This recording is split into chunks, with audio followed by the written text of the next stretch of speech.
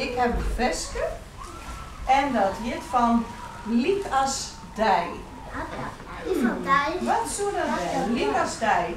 Ik ken Gapje Likas Dij. En ik ken de ratslag Likas Dij. Wat betekent dat dan, Likas Dij? In het versje doen wij Likas een hin.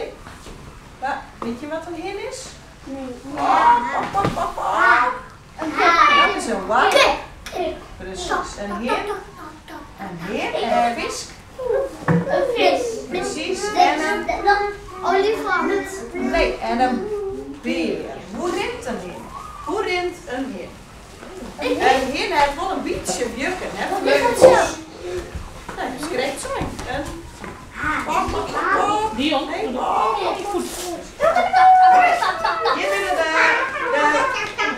de juk en hier is net Sa, die wakker werd, die heeft een vleugen de jukken moest Sa. Sa, wij zien die van of Sa, dat vind ik. Ja. Sa. En dan heeft hij de kont een beetje achteren, Sa. En de kop dus vaak iets Sa, hè, Sa. Een beetje gek Sa, die is zo prikken. Oké, hier brengen we binnen als een hier niet sappetje.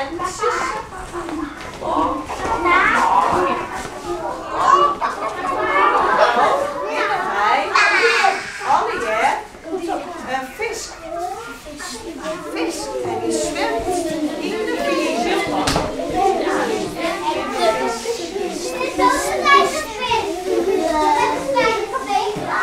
En een vis kan net praten, hè? Nee, een vis zei helemaal niks. Hoe rent een beer? Ja? Hoe rent een beer? Nee, net vragen. Hoor binnen. Hoe rent een beer? Rennen is shock. Ja? Hoe rent een beer? Ja, hij is op jou, hè? Hij is op jou poort. In het versje doet het de beer.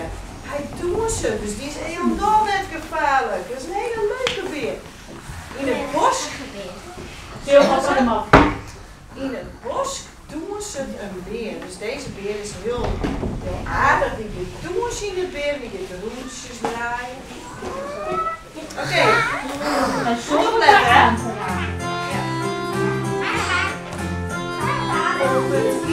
Op het wier rint een hin. Was de chef, hoe mooi hij rennen in. Dat is mooi, ben ik mooi.